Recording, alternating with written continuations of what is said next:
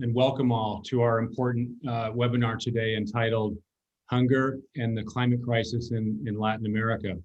We have an expert panel discussion for you this afternoon.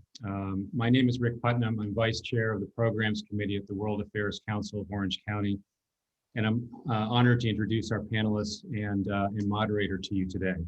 But just a bit about our topic today before I do that.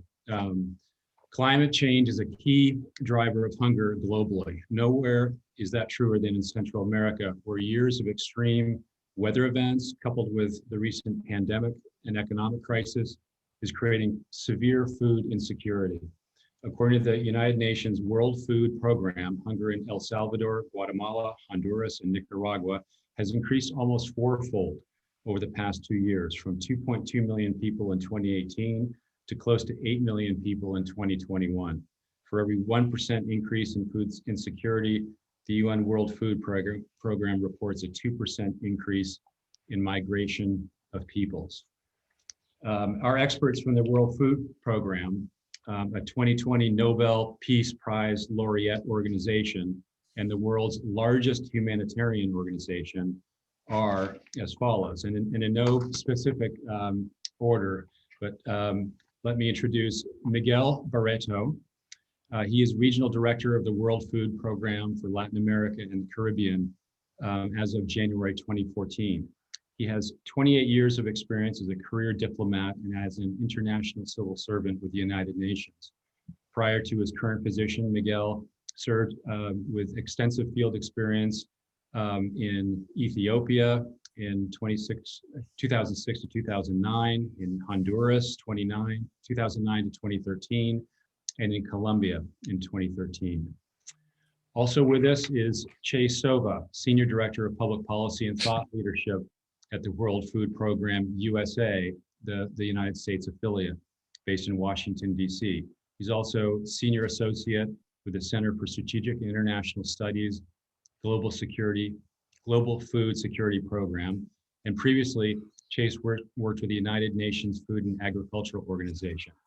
He's worked on food systems in 15 developing countries across Latin America, Sub-Saharan Africa, and South Asia.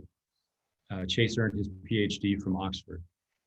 And finally with us also, not least, Mr. Carlos Fuller is the ambassador and permanent representative of Belize to the United Nations in New York. And interestingly and very significantly, he is a meteorologist.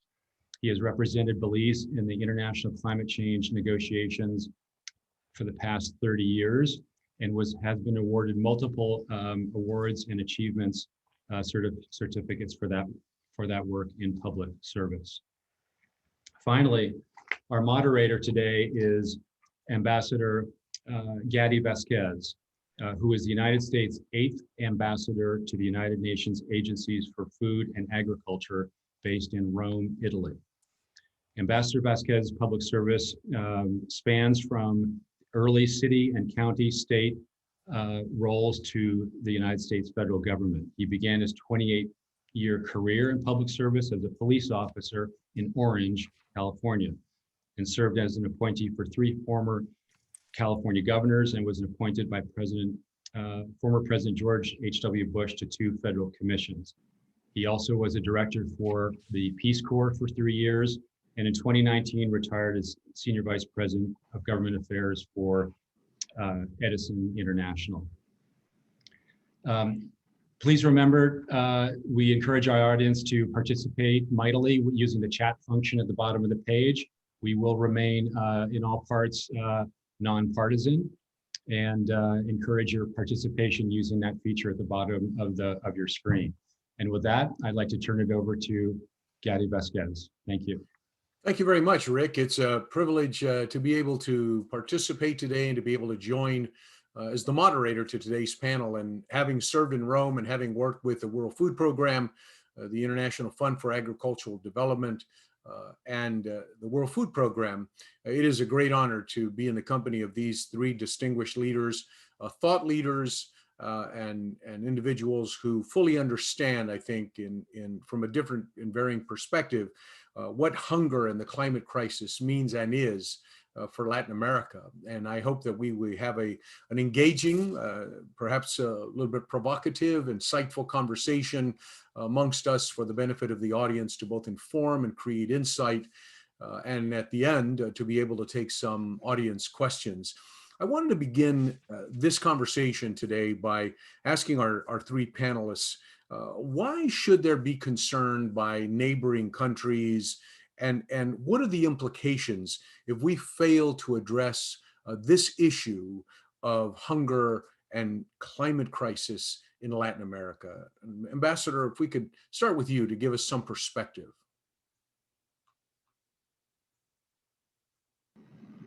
Thank you very much, Gary, for that question to start it off. So, as you know, in Central America, we have this dry triangle of Honduras, El Salvador, Guatemala, southern Mexico, where indeed the droughts have created a food crisis, as farmers are no longer are not getting the produce they used to get before. So of course they will then migrate into other areas, and one of them is now Belize, because we have a very large green area, and we're seeing these illegal encroachments where people are coming in to plant their small milpas, putting in their corn, and we end up having to move them, or they bring in cattle, and so we end up having to move them. But even within their own countries, you end up having conflicts now for limited water resources.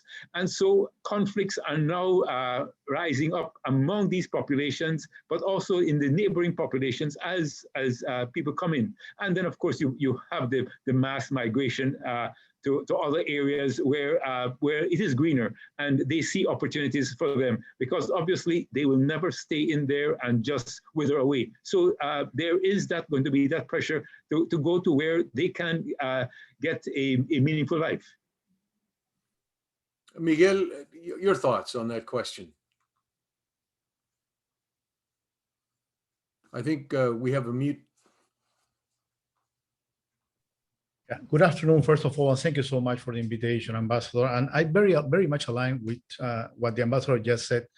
I just want to add that we just made, for instance, a report, which is still ongoing.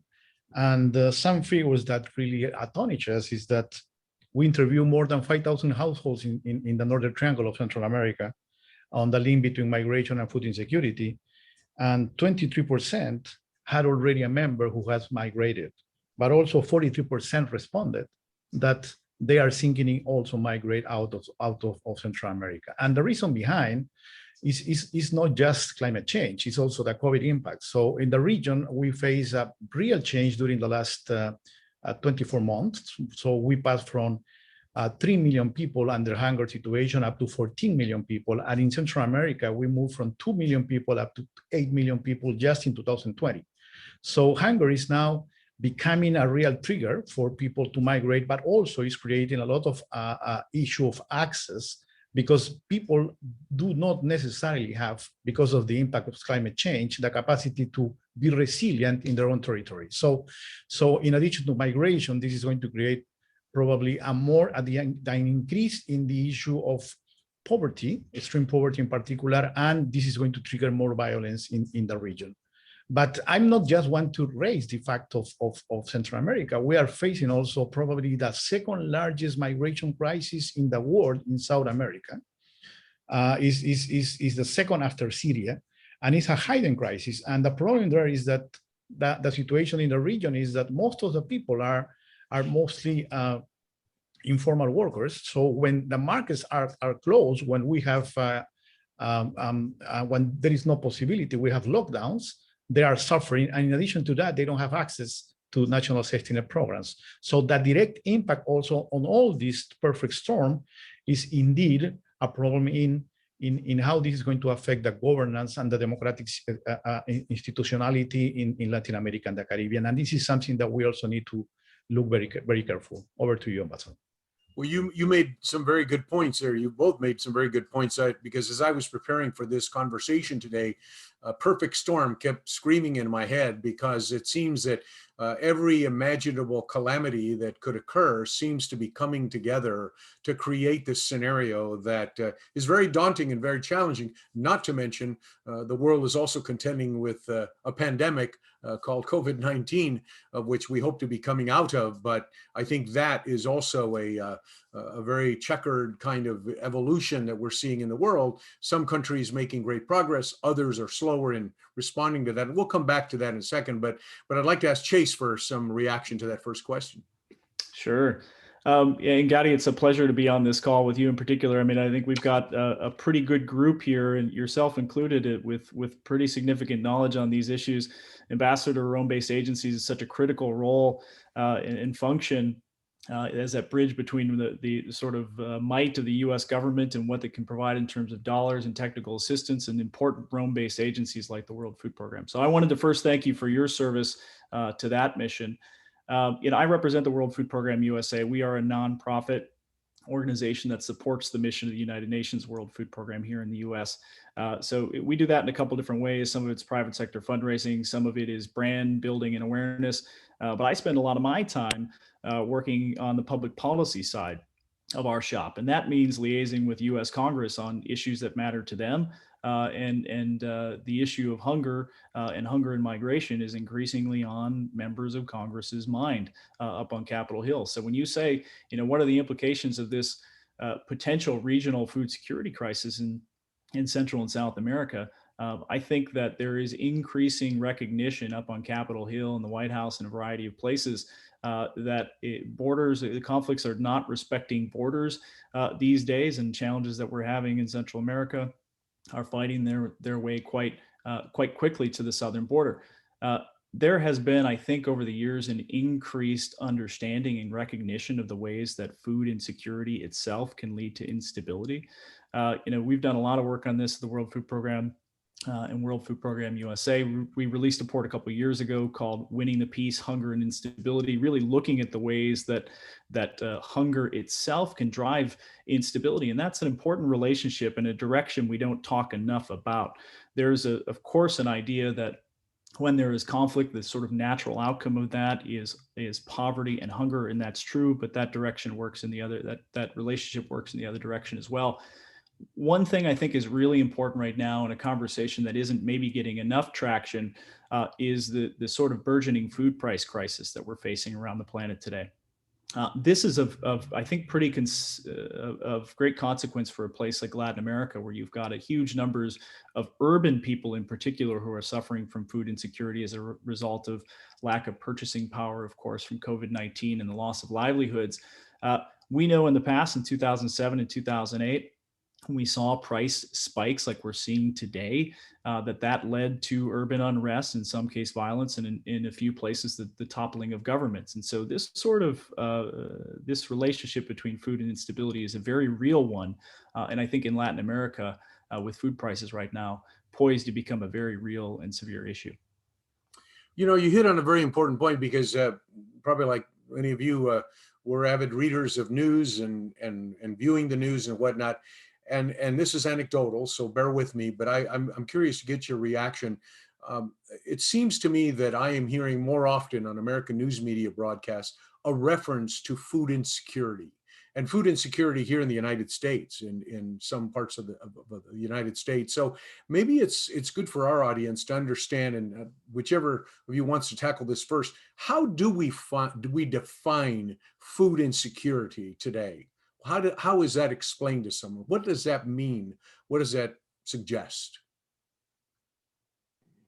Well, I would just kick off by saying, first of all, we look at that long supply chain that we have now. So indeed, you would have the problems of the land not being able to produce as much as it did before. But then when COVID came along, then you did not have the workers, you did not have the market to give it to. So in large countries like the US, farmers actually had to get rid of their supplies because there was no market for them to take it to. And then the trucking. So there are so many different aspects of getting food from the ground itself to the plate, and there's so many different aspects that come into play. Indeed, you could almost have like a week-long show on the various aspects that could affect food insecurity. If you allow me, Ambassador, that traditional concept of food security involves three components. One is access to food, which is very much linked with income. The second one is availability. What is the type of food you have in the market? And the third one is nutrition, which is very much linked with biological utilization of the food. So the big problem in Latin America is access. So it's very much linked with inequality, access to markets, and of course, income, salaries. The problem in the region is that when you characterize the level of food insecurity in a particular context, we normally work through 4 different levels up to a 5th level, which is completely emergency. We don't have completely emergency in the region, which is basically a famine. Right. But in the region, the problem is that during the last 12 months, because of COVID, exacerbated by droughts, floods, and of course, hurricanes, now we have at least 14 million people under level 3 and 4, which means that they normally do not eat the day before. So this is a level of the crisis. And of course, when they don't eat the day before, this is going to affect also the level of nutrition, particularly of the most vulnerable. I'm talking about the kids, the children. Over to you. Chase, any observations on that? You know, I mean, I think that the technical definition, of course, of food security is pretty well covered by, you know, Miguel's reference to the sort of integrated phase classification system we use to define what levels of hunger people are experiencing in their daily lives. But I think the broader point here is that there is, I think, a recognition, an increasing recognition in the United States of a growing problem of hunger. But beyond that, there's a very powerful understanding and growing understanding of the links between the sort of shared understanding of the problem of hunger domestically and internationally. I think we're having at WFP USA, I mean, we work with communities all over the US, companies, individuals, whoever, who want to get involved and support the problem, support WFP and fight hunger. And we're finding that people are coming out of the woodwork to be able to provide assistance to WFP internationally, even if they're fighting hunger in their own communities. So this sort of shared understanding, shared awareness, shared appreciation for the problem of hunger, I think, is one that's helping to build solutions that cross the developing and industrialized world alike. Well, I just want to inject here for a moment, as you were speaking, it reminded me that I want to offer a salute, a thanks, a word of gratitude to every man and woman who comprises the World Food Program and all who are combating world hunger, food insecurity in the world, but a recognition to the World Food Program on the Nobel Prize that was awarded. I think extraordinary, and having served in Rome, having stood side by side with leadership at WFP, extremely well done. And that leads me to a question to Miguel. So maybe we can drill a little bit down into what kind of work is WFP doing in Latin America and the Central America, Northern Triangle specifically. Thank you so much, Ambassador. We are, of course, very much recognized, but I think that the important fact in giving WFP the Nobel Prize is to recognize that we cannot reach peace without having hunger, and this is something that is not always recognized, and not just where we have conflicts, and this is the problem that we are facing now in Latin America.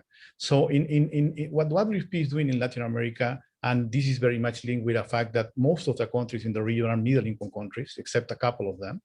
Is how do we can cover the gaps that the government have in address food insecurity. And we are basically working in 4 areas. One is nutrition sensitive programs. The other one is resilience climate change related approaches. The third one is, of course, emergency preparedness and response, which is very much used during the last months. And we are now swifting from one place to another, trying to see how we can respond to people in need under lockdown, for instance, through take-home rations or electronic transfers. And the 4th area in which we are working very hard is how do we can enhance social protection systems in the region, which now is becoming the first weapon to respond to emergency, also particularly during this crisis. So what we're trying is to accommodate on what the government needs from us, And of course, we are reaching more than 6 million people directly, but we are reaching more than 300 million indirectly to governments and other partners. So, and we can do that thanks to the support of government like the United States government, which is our main donor indeed in the region. And also because of the private sector support, WFP receives more than $80 million from the private sector every year, and we receive 20 million in the region. So we are really, if we are doing something good, it's because of all the partners that we have worldwide. Over to you. Excellent. Thank you for that. And Ambassador, so what climate change impacts has Latin America and again, specifically Central America experienced? You have you're a meteorologist by training. So I'm curious what is driving the persistent drought, floods, and severe storms in the region? I mean, are there contributing factors or things we ought to think about as we're having this conversation today? Well, absolutely. So first of all, the big issue of climate change. Having a warmer world is certainly has now enhanced that hydrological cycle. And unfortunately, Central America is in that area where we do get regular droughts now. It's almost on a regular basis. Normally, we had a dry season that would have gone from January to June, but now it gets extended. It's becoming hotter and the dry more intense. And when you do get the rains, they are coming down in short, very intense episodes. And of course, an extended hurricane season now, where in fact we had to use the Greek alphabet last year, and those last two hurricanes did come across Central America. So you end up with a very dry soil, and when the rains do come, there is no green, no trees to hold in the soil, so that gets washed away. So you end up with erosion. So all of these factors are occurring, and it just keeps getting worse and worse. And so obviously, the measures we're going to have to put in place are getting much more climate resilient agricultural systems put in place, but that means huge investments in irrigation, in water storage systems, into greenhouses, all of those kinds of major infrastructure investments have to occur if the region is going to go back to self-sufficiency as we had in the past. And I guess to all three of you, whoever wants to step in on this one in terms of a response, and what kind of outreach efforts are underway to reach those outlying areas where farmers and others are being impacted? Is there a specifically targeted outreach effort to inform, to educate, to prepare, to mitigate the kinds of impacts that we're talking about with these climate shocks and whatnot? I don't know if Miguel or Chase. I'm happy to jump in, and Miguel, if you want to follow back on this and talk about the outreach efforts. But I think, Gadi, it's probably important to just mention early on here that, I think you've got a lot of Americans on this call. You've got folks who live in California, and agriculture is done in a certain way there. I think we, as Americans, have this idea that most food is grown like it is in the United States, with big industrial agriculture and precision agriculture, and all that food makes its way to shiny supermarkets where it eventually finds a consumer. But food really isn't grown that way across much of the sort of Northern Triangle and dry corridor that we're talking about in part today. Most food around the planet is grown by smallholder farmers, as you well know, having spent some time with Rome-based agencies, and they're highly dependent on rainfall to irrigate their crops. And this just is the sort of way of doing business across much of the developing world. Families are providing enough food for themselves. If they're very lucky, they have a little left over to go to market. But in these particular systems, especially in Central America and the dry corridor, folks are typically growing maize and beans. These are two very water-dependent crops, and they're doing that on those steep hillsides that Ambassador Fuller had mentioned. So this is sort of the agricultural sector itself is among the most vulnerable to the impacts of climate change, but especially systems like that in Central America that are so water dependent and built in very difficult terrain. But I'll leave the question on targeting and outreach to Miguel, who's a champion in that. I'm not a champion, but thank you so much for the opportunity. What I can say on behalf of the World Food Program is that what we think is the best approach for Central America is to include a phase scale-up plan leveraging national social protection systems combined with community-based resilience building activities that will help position Central America to be better able to withstand future shocks affecting the region.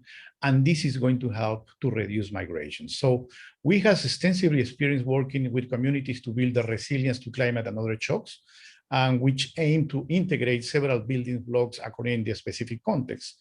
For instance, we work with Food Assistance for Assets, which is a core long-standing WSP programmatic activity alongside the promotion of market-based food assistance, smallholder farmer access to market programs, productive social safety net in rural areas, and associated capacity strengthening efforts. So we think that the issue in Central America in particular is that we need to scale up. So we have been very much focused on respond to emergency, but we haven't done, we have not invested a lot in involving more people in resilience building activities that prevent, for instance, these people to migrate. Just to give you an example, WSP has graduated more than 40,000 families in Central America with the support of the European Union. 40,000 families means around 200,000 people. So if our target is 8 million people, you can imagine how much money we need to invest more in order that people not to migrate. And these people, these 40,000 households, according to the last evaluation we did last year, they are already settled and they are not thinking in migrating anymore. So we need to invest in long-term food security systems in order not just to allow people to stay at home, but also to create more capacity for local development and national development in Central America. Well, that's a good segue to my next question for you, Miguel, because the one thing I've noticed about the men and women of WFP and FAO and EFAT and other organizations I've been privileged to work with is a strong sense of purpose, a strong sense of determination, and no mountain is too high and no valley is too low for those of you that work in this field. And I will say that it was an honor for me and continues to be an honor to be affiliated with great organizations like the World Food Program. But as you were talking, I'm thinking about, so what is the most immediate near-term challenge that needs to be conquered or overcome? And what do you see in the longer term to get to a better place where we begin to get our arms around the challenges that we've just been discussing? As I mentioned, I think that we really need to invest more in long-term food systems in order to prevent people to migrate and in order to reduce also violence and increase access to markets. And these need to be leveraged with adequate habit change activities in order for people to access to more nutritional food. And of course, access also to markets and help them in order to develop their own family. And the only way to do that is not just among ourselves. We have to work with local communities, involve rural communities in their own development, and they have to be the owner of the change of their own future. So we really trust on that. What we need basically as WSP is to scale up. And to scale up, what we need is funding. So we need to work not just on the emergency response, but also in the long-term solutions. Gadi, I'm happy to jump in on the back of that answer. And I think, when you look at WFP's budget this year, this is an organization that is looking at a $15 billion operational needs. And while all that money isn't going to come through, it is a considerable increase in what WFP needs to operate. This is an organization that's trying to reach 120 million people this year, right? And at 50 cents a meal, if there's a shortfall of $5 or $6 billion, that's between 10 and 12 billion meals and rations that aren't going to make it to people who need it. So it's absolutely the case that the sort of long-term development interventions that Miguel is talking about, those things are absolutely urgent, but they've been completely flooded out by an increase in a dramatic increase in need. We've got 700 million people who are facing chronic hunger. You've got another 160,000 people right now who live in famine conditions in a couple countries around the world. The sort of short-term urgent needs at this confluence of conflict and climate and COVID have meant that the emergency needs are just so great. It makes it harder for Miguel to gain access to the funding for the longer-term development work that needs to happen as well in the back half. So just to reiterate that. Yeah, Ambassador, if you allow me just to complement one figure, our plan, what we need in Central America in order to change the life of 8 million people is just $1.7 billion for 5 years, 400 million per year. I think it's really, really low. Ambassador?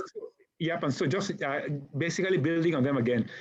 In the region, it was typically, as they said, small-scale farmers depending on slash and burn. So they would have cleared their fields in April, May, and planted in late May, expecting the rains in June. And if they don't come, they have lost those seeds. They may have had more to put in again, but if that's lost again, you know, that safety net you do require for them to replant what would be lost. So we need the kind of climate smart agriculture that a good Met Service would provide, you know, seasonal predictions to say, we'll hold off on the rain, the rain is going to take a while to come this year.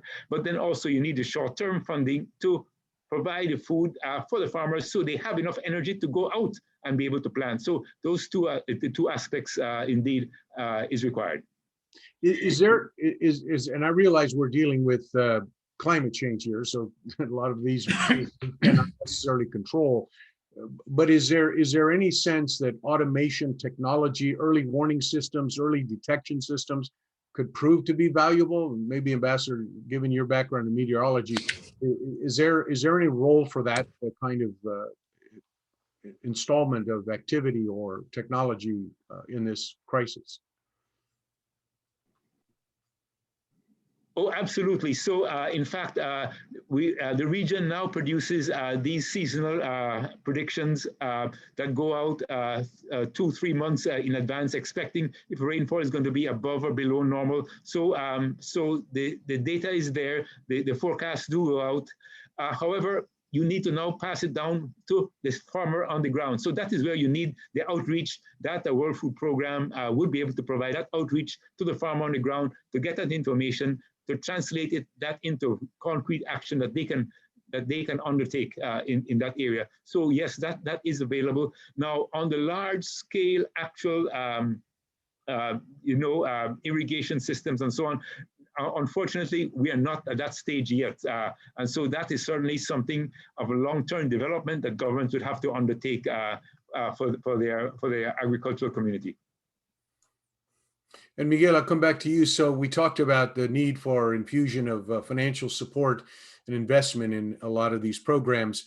What is your sense of the climate? Is there an appetite for that? Is it we seeing an increase? You've made reference to, or maybe Chase made some reference to the gaps that exist in funding, and I want to go to Chase in a bit, but just curious, do you see that there is a sense of focus, attention, and priority to this effort? Because obviously there are other areas of the world that are being impacted in different ways. How do we generate a higher level of focus and attention to this situation in Central America and the countries we're talking about? Depends with whom we are talking to. If we're talking with the beneficiaries, with the people with whom we work, what we normally do, or what we're trying to do, is to connect these people with climate information that has been tailored to be understood and act upon. And this can be scaled up with the support of communication provider, for instance. One of our innovation areas is in risk finance in Central America. After about 1.5 years of work, Guatemala, for instance, has just got its microinsurance product registered and approved by the government insurance regulator. So, and we are trying to do the same in El Salvador. So how do we can also work in link the beneficiaries with the private sector, with the market, with the opportunities in the market, very much related with climate change is key in this region. And this is exactly what we are going to do in Central America. Over to you. Chase, so along the same lines, how do you assess the climate in the United States with regard to the support of WFP? And are there corporations, are there private entities or other NGOs that are heavily invested in this region to help address some of the issues that we're talking about today? Yeah, it's a great question. I think just by virtue of the sort of movement and conversation and narrative you're seeing in the United States, the Vice President Harris's visit to the region, the U.S. Ambassador Power and Administrator Power now stood up a task force on the Northern Triangle on her second day in that position. State Department has set up a special envoy for the Northern Triangle. So there is at least political appetite and interest in the region, of course, and that perhaps will translate into increased funding in dollars in that area. But I should mention just generally, and you know this, from your work with UN agencies and sort of liaising with the U.S. government as well, there is longstanding bipartisan support for the mission of the United Nations World Food Program in the United States and for international hunger programs and food assistance programs. Now, this is something that has, the World Food Program itself is an organization that, sort of got its birth during the Eisenhower administration, was brought to life during the Kennedy administration. I know in your, when you were being sworn into your position, George McGovern was in the room with you, and that's an important player from South Dakota. Sitting on our board at the WFP USA has been, George McGovern and folks like Bob Dole, Democrats, Republicans, Senate, House of Representatives. There is incredible support for these programs. And the United States has put its money where its mouth is, and the dollars have increased year in and year out for these programs and for WFP specifically. The problem again is need is outstripping what is available, and even as the United States and other governments around the world are stepping up, it's just not keeping pace with the level of need. So the short answer to your question is yes, the appetite is there, and increasingly the funding is there. In fact, just in the last American Rescue Plan bill that Congress passed a few months back and the president signed into law, there's almost an additional $1 billion for commodity food assistance to be injected into U.S. programming, and a few $1 billion for the broader humanitarian response. And that's in addition to what was made available through the sort of normal appropriations process last year. So, the dollars are there, and, as Miguel said, it's a good bargain.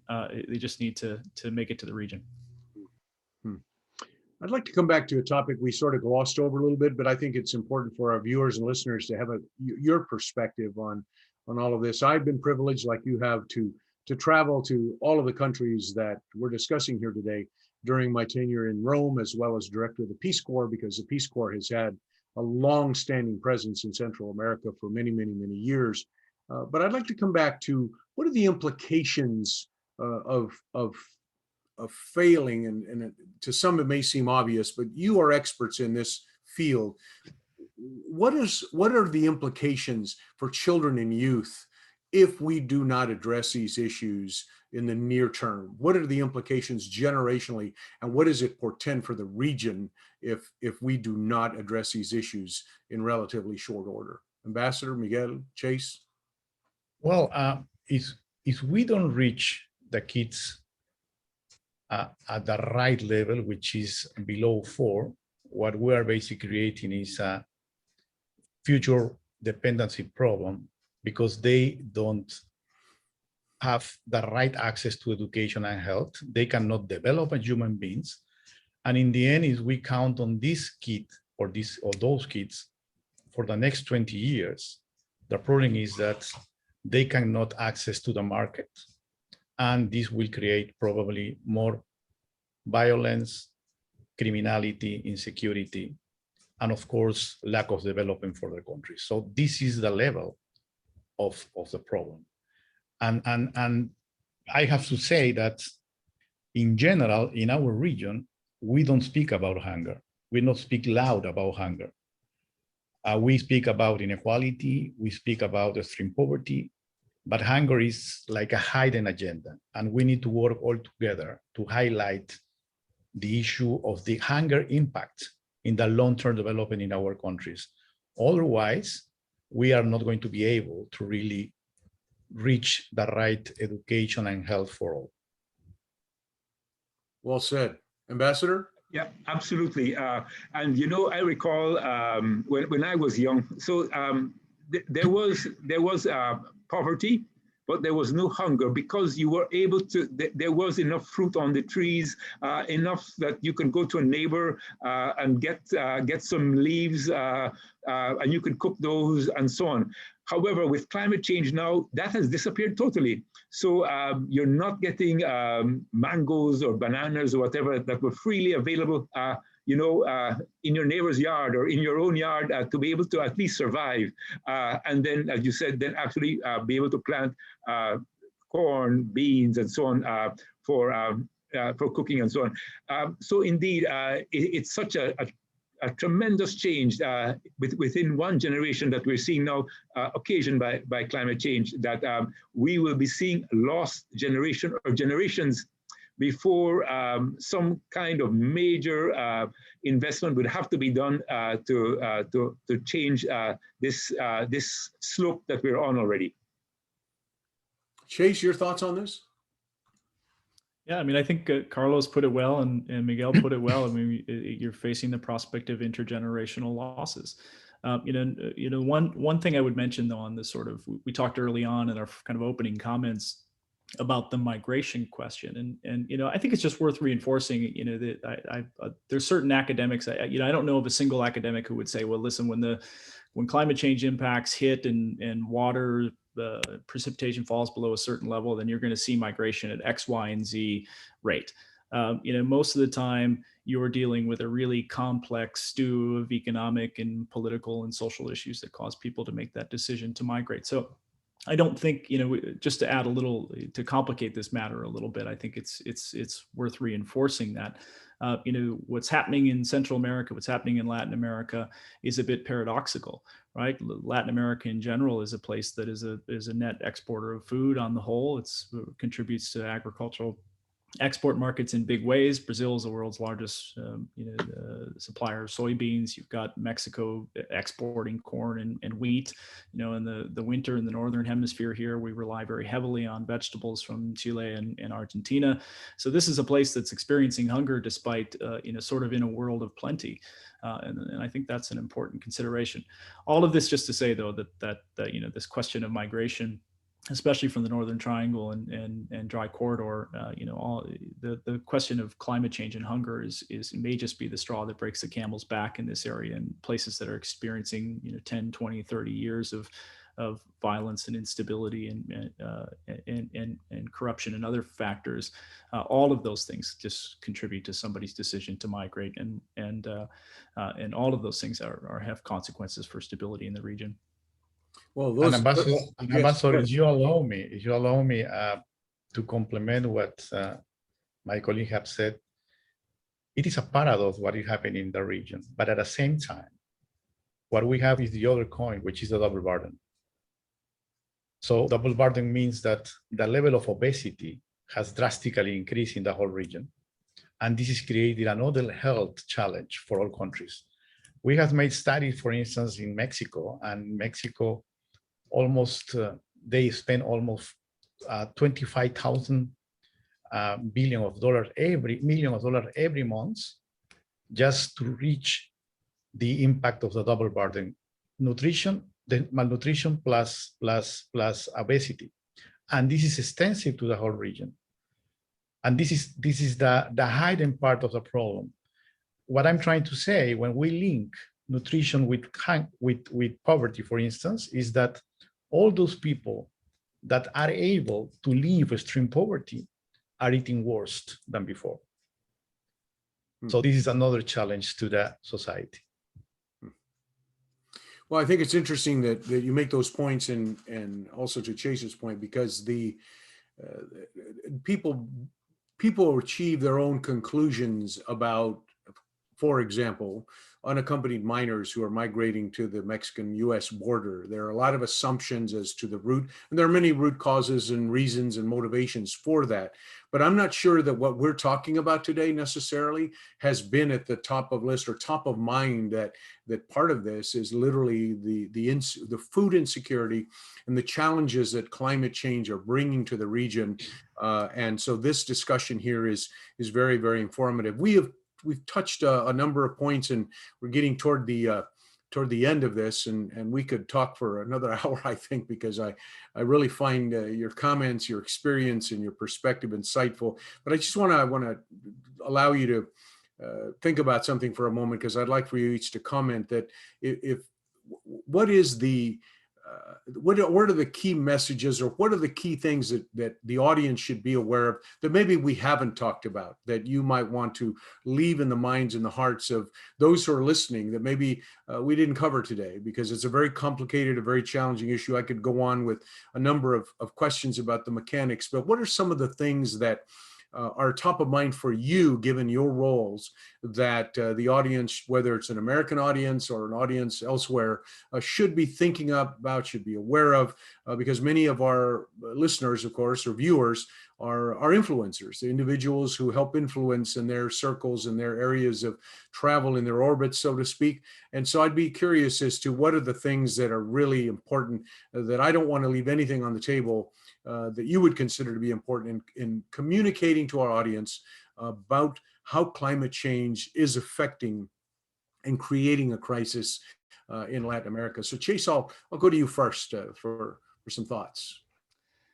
Yeah, a lot to say here. I realized earlier you asked me a question about sort of the role of the private sector too in this fight, and I don't want to miss the opportunity to thank some donors, and folks who have contributed to the mission of the World Food Program. Folks like Cargill and ADM and Herbalife have all recently made contributions to WFP's mission in Latin America as it responds to COVID-19.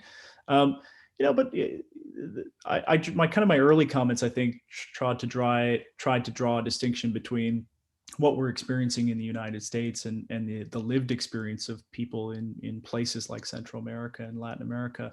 And I mentioned the fact that a certain percentage of the sort of population here in the United States, we've got 1 or 2% of people who are involved in agricultural production, but in Central America, you're looking at closer to 40% in rural areas, in some places, 60 and 70%. So it is a different. Would you say that again? That statistic, I think, is sure is an eye-opener. Yeah, well, in the United States, you've got about 1 or 2% of the entire population who are involved directly in food production, and in places like Central America and even a greater percentage in sub-Saharan Africa, you've got closer to 50 and 60% of people who are involved in that sector, and it can contribute up to 40-50% of GDP in a country, whereas here in the U.S. we might get 5% out of our agricultural sector. So this is a problem that is disproportionately impacting people in places in the equatorial tropics. The sort of general rule of thumb in all this, Gadi, is that when you have a 1 degree Celsius rise in mean temperature, you tend to see crop yields fall by about 10%. But that's only true in places in the equatorial tropics where crops are grown really close to their sort of biophysical limits already. And you get a heat event or a certain lack of rainfall at critical periods in a plant's growth, and you're not dealing with losses at that point or yield losses, you're dealing with outright crop failure. So just to say that I think we're living in different realities, and in the United States, we're living in one relationship with climate change. I'm from northern Wisconsin. A 1 degree rise in temperature may add some days to the tips and tails of our growing season. This is not the way the phenomenon is playing out with vulnerable populations that WFP is serving, especially in the dry corridor. So maybe just to draw that parallel again. That's a great illustration. Thank you for that. That's very insightful. Great. Miguel? Climate change is already impacting people's life around the world, with the most vulnerable and food insecure disproportionately affected.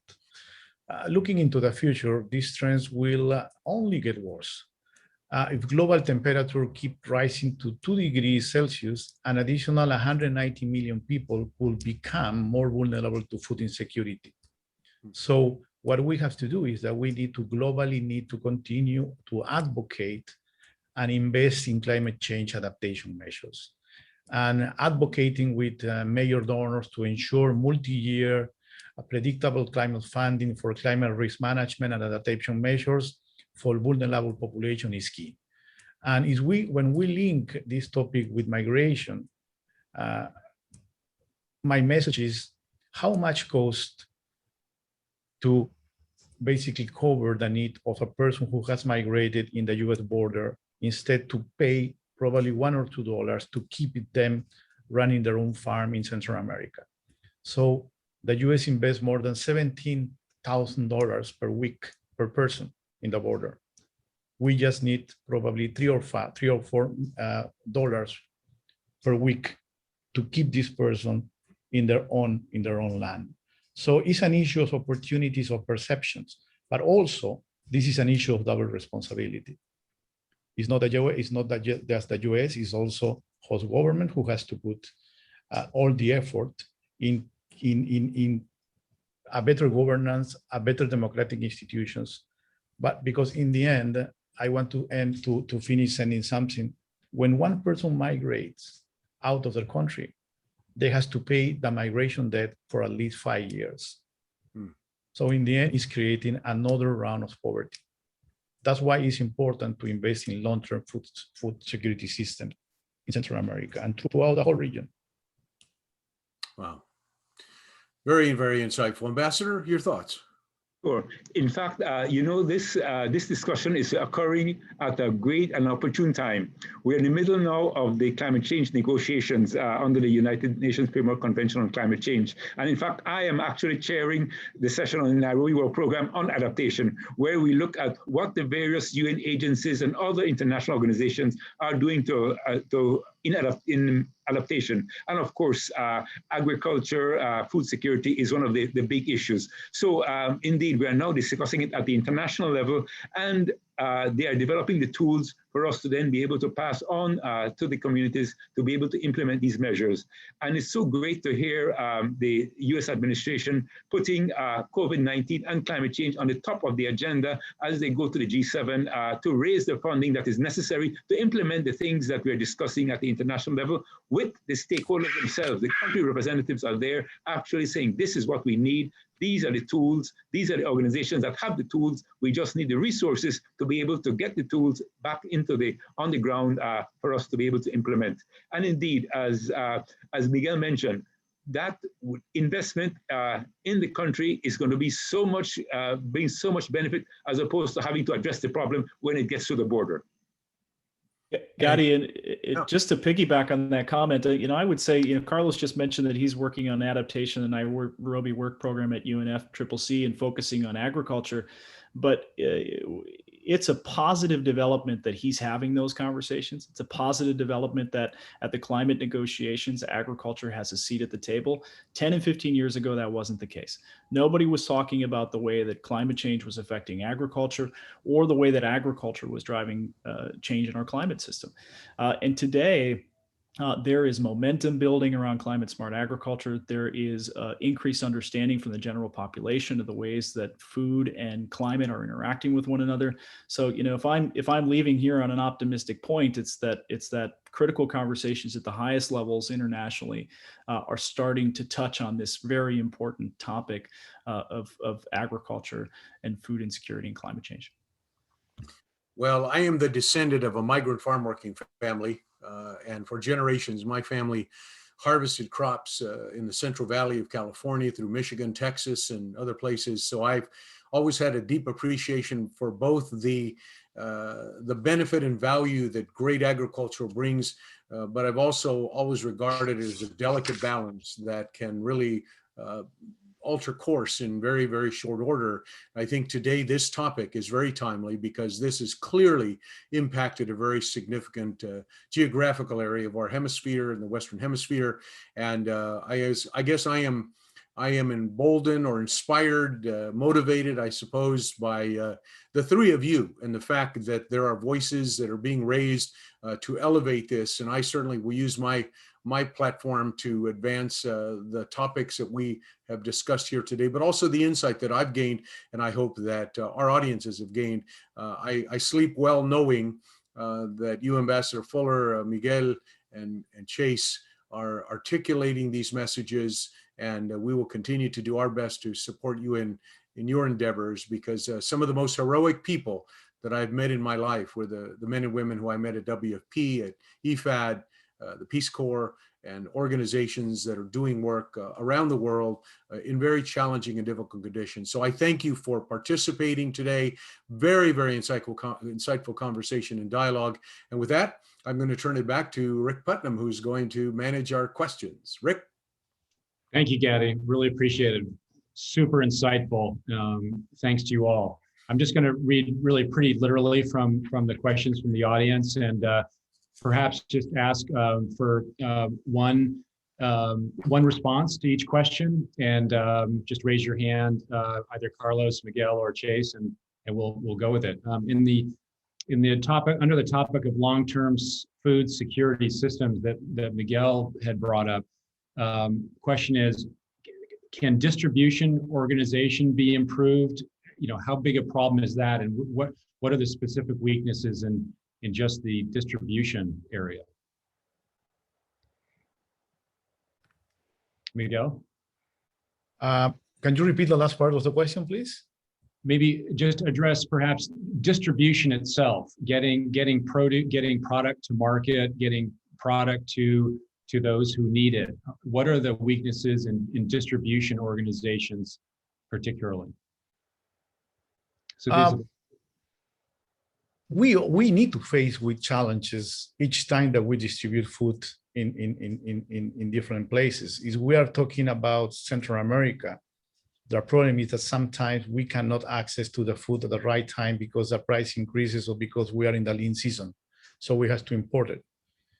But that's why the reasoning behind WSP is shifting from food to catch. And what we are doing now more, instead of provide and inject food to the markets, is bringing the catch and give the catch to the populations through adequate process and systems in order for them to buy from the market. And with that approach, what we are doing basically is helping also local production and market and local markets. So we move from 100% up to 70% of all our distribution system in the region now to catch transfers. And what we are doing is using food just when we have an emergency and when we have the proof that there is no food at markets. So distribution not necessarily became a problem for WSP. We are a logistic organization. We need how to move it. Sometimes the problem is the price that we find in the market, and we have to leverage that price. But what we have found during the last years is that it's better to inject catch to the markets, and we are using that also for emergency response in order to also help local production and access to markets. Understood. Thank you. The next is probably one for Chase. Is it, and I'll read just literally, is it really conceivable that we can keep immigration coming and crossing the borders, even if aid is provided, as discussed, when corruption is a major concern to begin with, and perhaps a reason the migrants go to begin with? Yeah, that's a great question.